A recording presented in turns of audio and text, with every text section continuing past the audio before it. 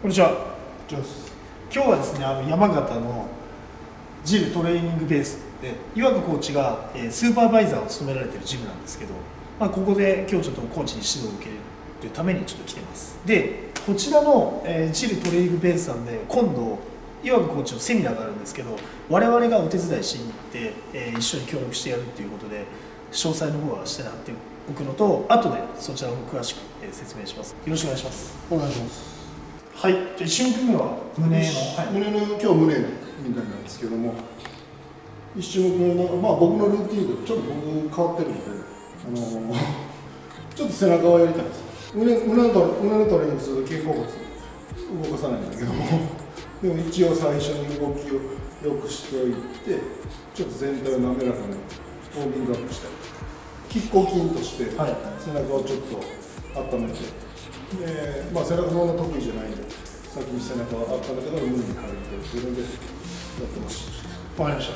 比較的普通で、ただ下ろすところはまっすぐ下に。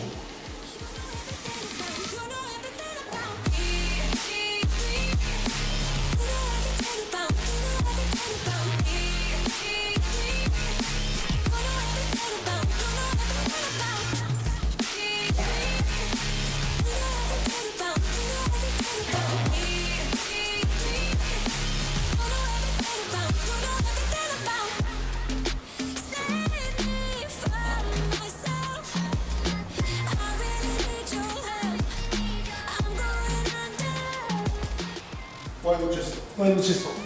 ワイドチェストでちょっと胸を、可動域を広く使って、上部ももちろんピンポイントでトレーニングしていきたいんだけど、ちょっと下部、全体的にフルストレッチしたところを収縮させるちょっとやりたいんで、ちょっと使い方を変わったワイドチェストでやってみて。期待タイムでお願いします。結構これ上ですね。普通に座った状態から、これぐらいです。完全に下に押せますね。14台の見せみたいな感じ。こんな感じで飲みすぎた状態から、しっかりちゃんと胸のアーチ作ってもらえる。しっかりアーチ作って、で一番端っこをここクリップじゃなくて外を抜いてもらって、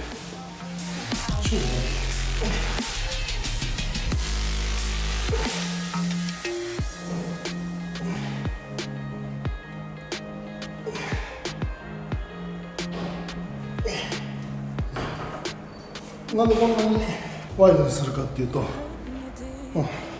ストレッチをしっかり最初に、まだウォーミングアップが多分無理できてないと思うんで、ちょっと僕らぐらいになってくると怪我しやすい。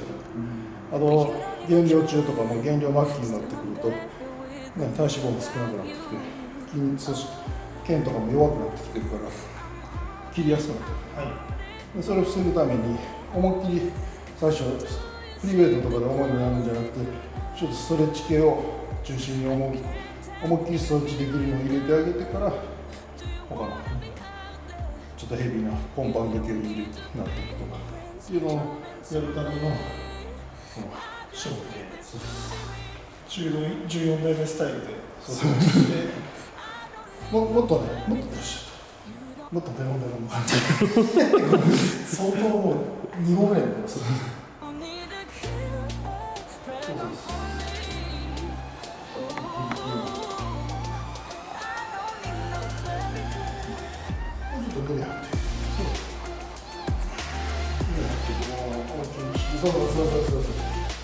ちぎれるんじゃない。ビヨンビヨンビヨンビヨンですね。めっちゃ伸びました。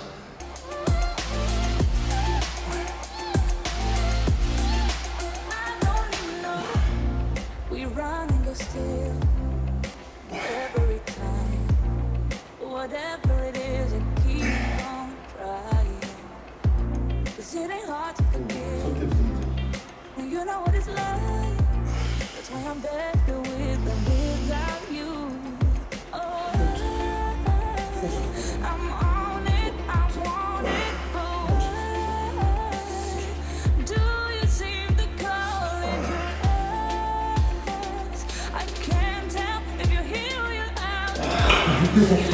まあかなりそっち感と、すごいですね。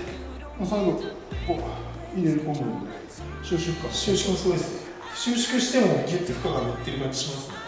これね最初にカブとこのサイドあたり、ここらのあたりをこう潰しておくと、あまり重量重いの使わなくてもできる、効いてくる、反応するんだ。そうそうそう。逆に言うと、まあ、ヘビーでコンパウンド、もちろんねこういう時じゃなくて普段、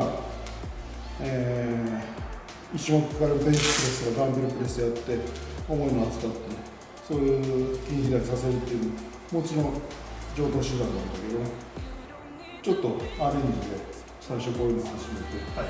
その代わりあんまりヘビーなのを扱わないでやっていくっていうやり方で同じぐらいの効き方する。これ試してみてもらってインクラインベンチです。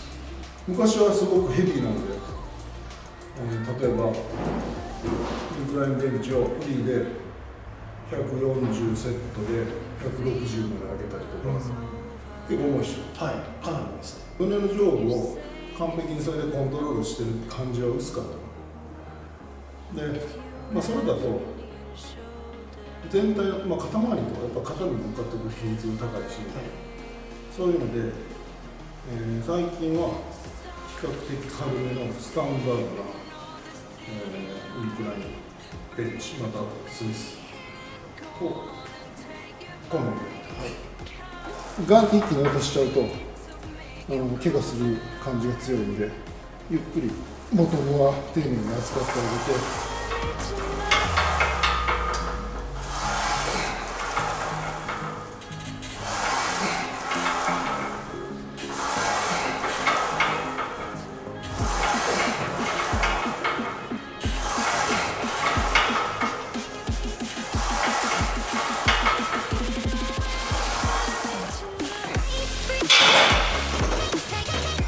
筋肉がなんか音が鳴ってるようなくらいギシギシしてました。多分それスミスの音じゃないですか。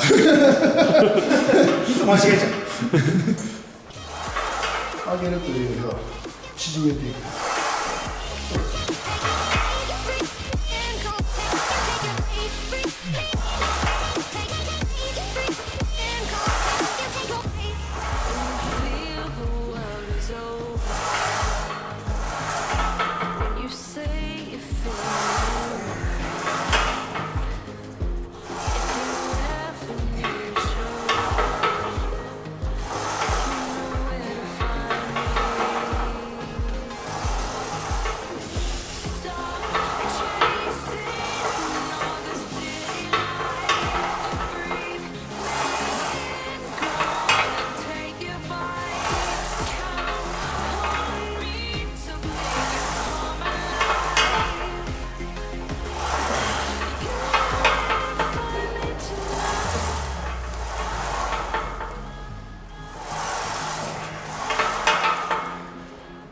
ダンベルプレス、多分です。普通の、はい。でフラットでちょっとダンベルプレスを、まあ、それもちょっとスロー気味にやっていきたい。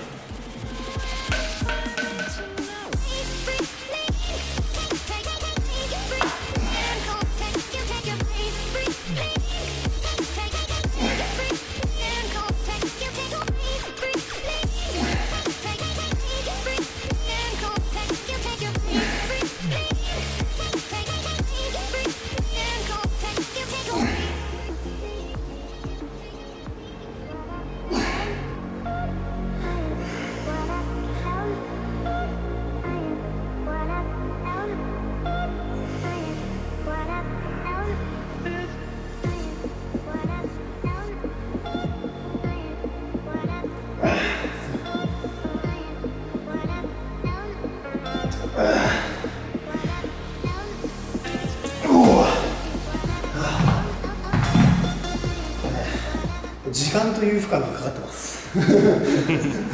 時間の概念って結構大事らしくて、アイリスカイムがそうですよ。なんか言ってました。言ってました。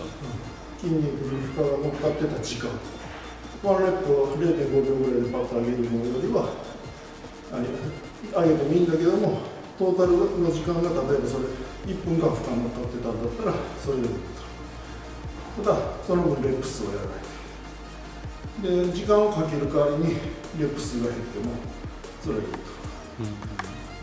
と、トータルのボリュームとしてその時間とレップ数の関係は、推移しているっていうのを言ってました、アリー・スカイルは多分言ってたと思う牛丼ってスカスカな20回をやったとしてもあまり負荷にはならないけど、みっちりした5回であればそっちイコール負荷になるっていう。デニス・ジェームスが言ってました。デニス・ジェームス大好きです。はい、デニス・ジェームスのやり方はスロー。あんなでかいのですか。そうそう。だから特にレッグプレスをスローでやらされる。レッグプレスを5秒だったっけな。ポジティブ5秒、ネガティブ5秒。それでね、20レップぐらいだったかな。大体どんなプロも吐きます。きつい。なかなか下ろさせてくんないし、なかなか上げさせてくんない。それやらされる。拷問ですね。そう。ちょっとした。それがデニス・ジェームス。尖閣みたいです。頭が体が。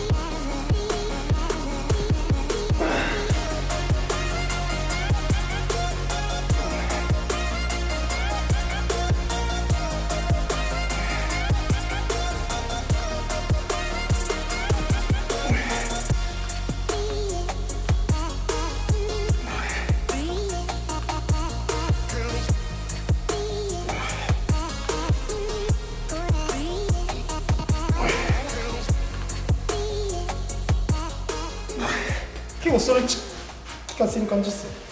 フルストレッチ。はい、ストレッチで肘で潰す感じ。フルシュシュ。イメージはこれディップスするような感じ。ディップスみたいな。そう。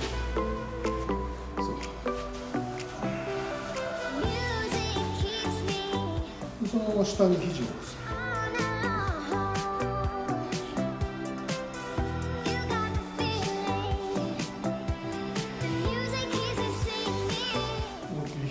ストレッチ感じて顎を引いてディップするみたいな。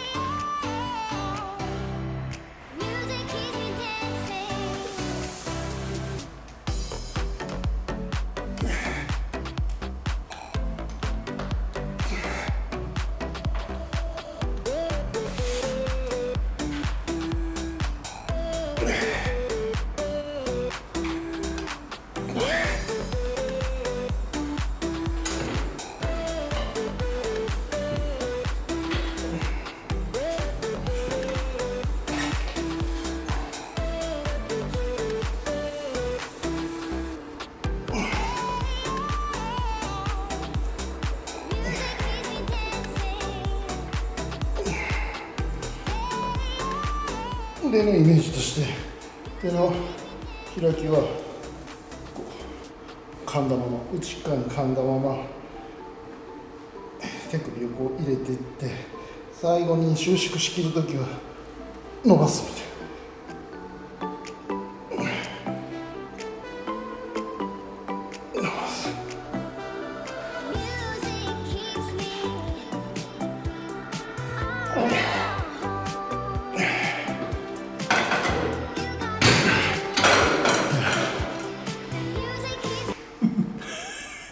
かぼちゃ。最後はこうキュッと入れてそう